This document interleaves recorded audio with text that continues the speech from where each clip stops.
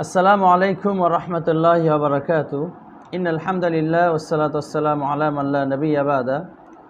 সম্মানিত হাজিরিন, আজ আমরা আপনাদের সামনে নিয়ে আসলাম আরবি মাসের সর্বশেষ মাস তথা জিলহজ মাসের শ্রেষ্ঠত্ব নিয়ে আলোচনা।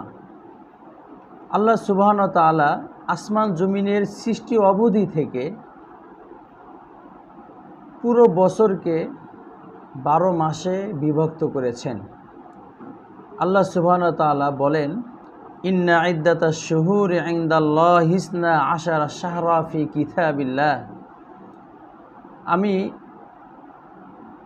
মাসের গণনা 12টা করেছি। ইয়াউমা খালাকাস সামাওয়াতি ওয়াল আরদ মিনহা আরবাআতুন হুরুম, যেদিন থেকে আসমান ও জমিন সৃষ্টি, এবং এই 4 মাসের থেকে, এই 12 মাসের থেকে 4 মাসকে করেছি অতি সম্মানিত। তো সম্মানিত হাজিরিন, আল্লাহ সুবহানাহু ওয়া তাআলা আসমান ও জমিনের সৃষ্টি অবধি থেকে বছরকে 12টা মাসে বিভক্ত করেছেন এবং প্রত্যেক মাসে কয়েকটা সপ্তাহ দিয়ে বিভক্ত করেছেন এবং প্রত্যেক সপ্তাহকে 7টা দিন দিয়ে বিভক্ত করেছেন। এইভাবে সপ্তাহ, মাস, বছর হয়ে পৃথিবীটা ঘূর্ণায়মান আছে, সময়টা আবর্তিত হচ্ছে এবং এইভাবে এক সময় পৃথিবীটা লম্বা একটা সময় পরে যে ধ্বংস হয়ে যাবে। তো আল্লাহ সুবহানাহু ওয়া তাআলা জিলহজ মাসকে অতি সম্মানিত মাস ঘোষণা করেছেন। আসুন আমরা জেনে নিই কোনো মাস সম্মানিত হয় স্বাভাবিকভাবে 3টা জিনিসের মাধ্যমে। 1 নাম্বার, যদি স্বয়ং আল্লাহ সুবহানাহু ওয়া তাআলা ওই মাসকে সম্মানিত মাস ঘোষণা করে, তখন ওই মাসটা অতি সম্মানিত হয়ে যায়। 2 নাম্বার, আল্লাহ রসুল সাল্লাল্লাহু আলাইহি সাল্লাম যদি কোনো মাসকে সম্মানিত বলেন।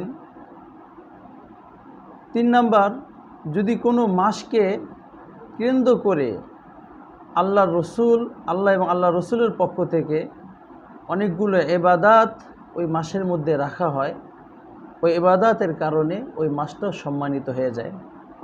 স্বাভাবিকভাবে দুনিয়ার সব পানি তো একই মানের থাকে, তবে যে পানির মাঝে চিনি দিয়ে দেওয়া হয় ওই পানিটা অতি মিষ্টি হয়ে যায়।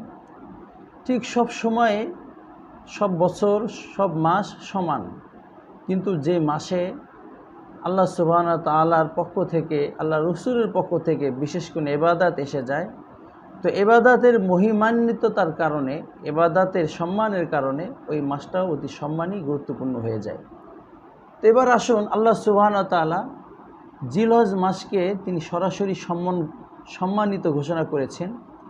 আল্লাহ সুবহানাহু ওয়া তাআলা বলেন সূরা তাওবার 9 নম্বর আয়াতে, আউযু বিল্লাহি মিনাশ শাইতানির রাজিম, ইন্না ইদ্দাতাশ শুহুরি ইনদাল্লাহি 12 শাহরা ফি কিতাবিল্লাহ ইয়াউমা খালাকাস সামাওয়াতি ওয়াল আরদ মিনহা আরবাআতুন হুরুম। আল্লাহ সুবহানাহু ওয়া তাআলা বলেন যে আমি বছরকে 12টি মাসে বিভক্ত করেছি এবং এই 12টি মাসের মধ্য থেকে 4টি মাসকে অতি সম্মানিত ঘোষণা করেছি। এবং সেই 4 মাস কোনটি? হাদিসের মাঝে আল্লাহ রাসূল সাল্লাল্লাহু আলাইহি ওয়াসাল্লাম এই 4টি মাসকে তিনি স্পষ্ট করে দিয়েছেন। আল্লাহ রাসূল সাল্লাল্লাহু আলাইহি ওয়াসাল্লাম বলেন, ইন্না জামানা কদ ইস্তাদারাকা কাহাইয়াতি ইয়াউমা খালাকাল্লাহুস সামাওয়াতি ওয়াল আরদ as-sanatu 12 শাহরা মিনহা আরবাআতুন হুরুম সালাসুন মুতাওয়ালিয়াত যুল হিজ্জাহ যুল কাদা ওয়া যুল হিজ্জা ওয়াল মুহাররম ওয়া রাজাবু মুদার আল্লাযী বাইনা জুমাদা ওয়া শাবানা। আল্লাহ রাসূল সাল্লাল্লাহু আলাইহি ওয়াসাল্লাম বলেন, নিশ্চয় সময়ের হিসাব যথাস্থানে ফিরে এসেছে, আসমান জমিনের সৃষ্টির সময় যেমন ছিল। কারণ আপনারা জানেন, আরবরা তারা কখনো কোনো মাসকে এগিয়ে নিয়ে আসতেন প্রয়োজনে, আবার কখনো পিছিয়ে নিয়ে যেতেন, কিন্তু এই এগিয়ে নিয়ে আসা, পিছিয়ে নিয়ে যাওয়া সবগুলোর সমন্বয় হতে হতে একেবারে পৃথিবীর শুরু লগ্নে যেভাবে সময়টা শুরু হয়েছিল, যে ধাঁচে শুরু হয়েছিল ওই ধাঁচটা ফিরে আসে। এবং আল্লাহ রাসূল সাল্লাল্লাহু আলাইহি ওয়াসাল্লাম বলেন, মিনহা আরবাতুন হুরুম, এই 12টি মাসের মধ্য থেকে 4টি মাস আছে অতি সম্মানিত। সালাসুন মুতাওয়ালিয়াত, এবং এই 4টি মাসের থেকে 3টি মাস সম্মানিত, অতি সম্মানিত 3টি মাস পরপর মিলিত, যেমন যুল কাদা এবং যুল হিজ্জা এবং মুহাররম। ও রজব, এবং আরেকটি মাস হলো রজব মাস, যেটা নাকি জুমাদাল এবং শাবানের মধ্যখানে আছে। সম্মানিত হাজিরিন, তো আমরা এই 4টি মাসের নাম এখান থেকে জানতে পারলাম। নাম্বার 1 যুল কাদা, নাম্বার 2 যুল হিজ্জা, নাম্বার 3 মুহাররম, নাম্বার 4 রজব। এই 4টি মাসকে আল্লাহ সুবহানাহু ওয়া তাআলা অতি সম্মানিত ঘোষণা করেছেন। এবং তার মধ্যে জিলহজ মাস একটা আছে, সেই হিসাবে জিলহজ মাসকে আল্লাহ সুবহানাহু ওয়া তাআলা স্বয়ং সম্মানিত মাস ঘোষণা করলেন। দ্বিতীয়ত, আল্লাহ সুবহানাহু ওয়া তাআলা কোনো জিনিসের সম্মান বাড়ানোর জন্য ওই মাস বা মাসের কোনো সময় নিয়ে কসম খেয়ে থাকেন। তো আল্লাহ সুবহানাহু ওয়া তাআলা কালামে পাকের মধ্যে যে সমস্ত জিনিসগুলো নিয়ে তিনি কসম খান, স্বাভাবিকভাবে মানুষের জন্য একমাত্র আল্লাহকে নিয়ে, আল্লাহর নাম ছাড়া অন্য কারো কসম খাওয়া হারাম বা নিষিদ্ধ।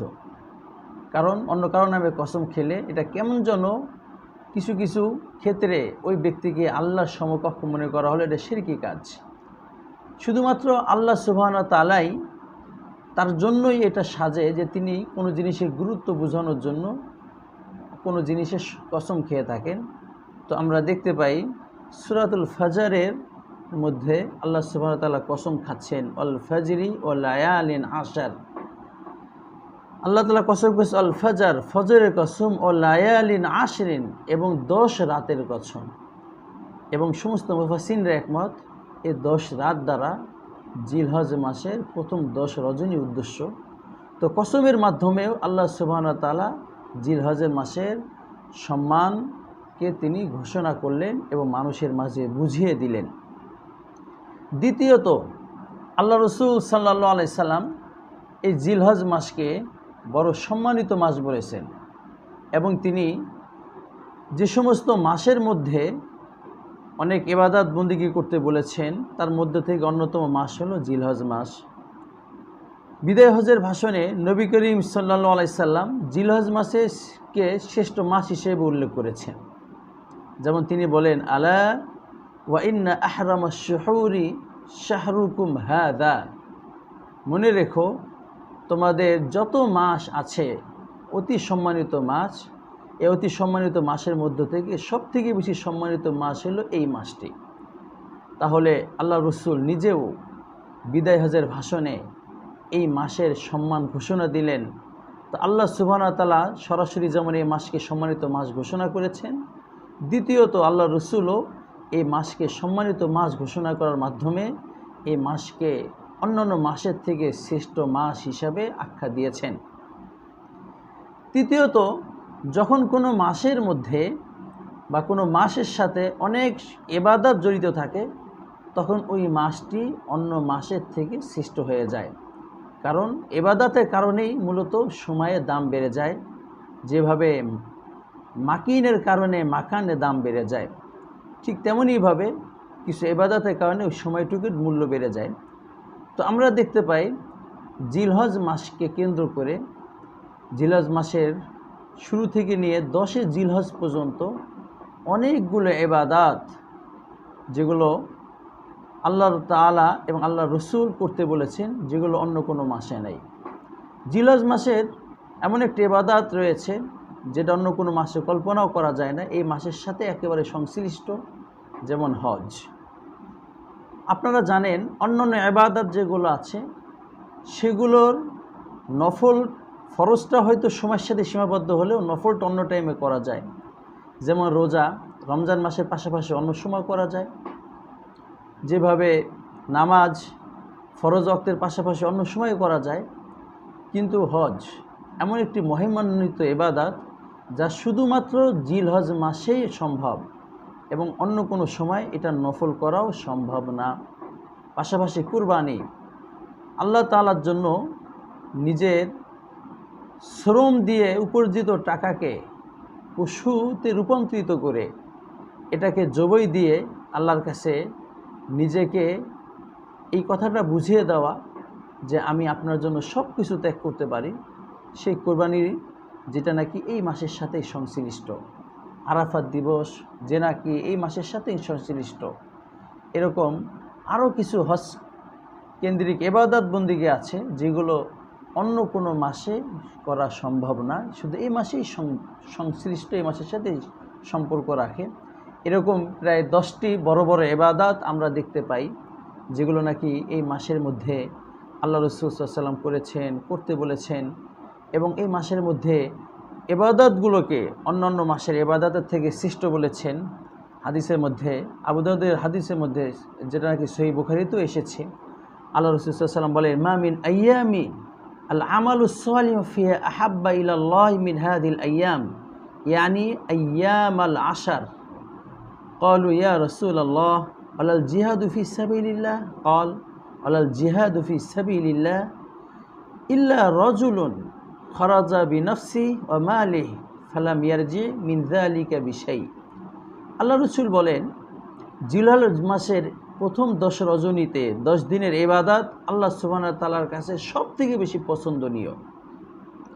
তখন তাকে জিজ্ঞেস করা হলেন, এই আল্লাহর রাসূল, যদি কোনো ব্যক্তি আল্লাহর রাস্তায় জিহাদ করে সেটাও কি এই 10 দিনের ইবাদতের থেকে সৃষ্ট হবে না?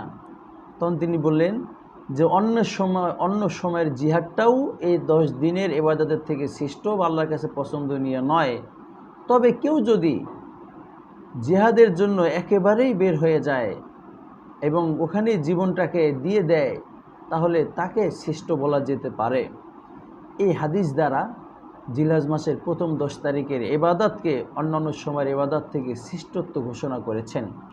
এই কারণে জিলহজ মাসের এই সমস্ত হাদিসের ভিত্তিতে আমরা জিলহজ মাসে 10টি ইবাদত বেশি বেশি করব। সেই 10টি ইবাদত আমাদের পরবর্তী ভিডিওতেই আসবে, আপনারা ওটাকে চোখে রাখবেন এবং ওটার অনুযায়ী আমল করার চেষ্টা করবেন। আসসালামু আলাইকুম ওয়া রাহমাতুল্লাহ।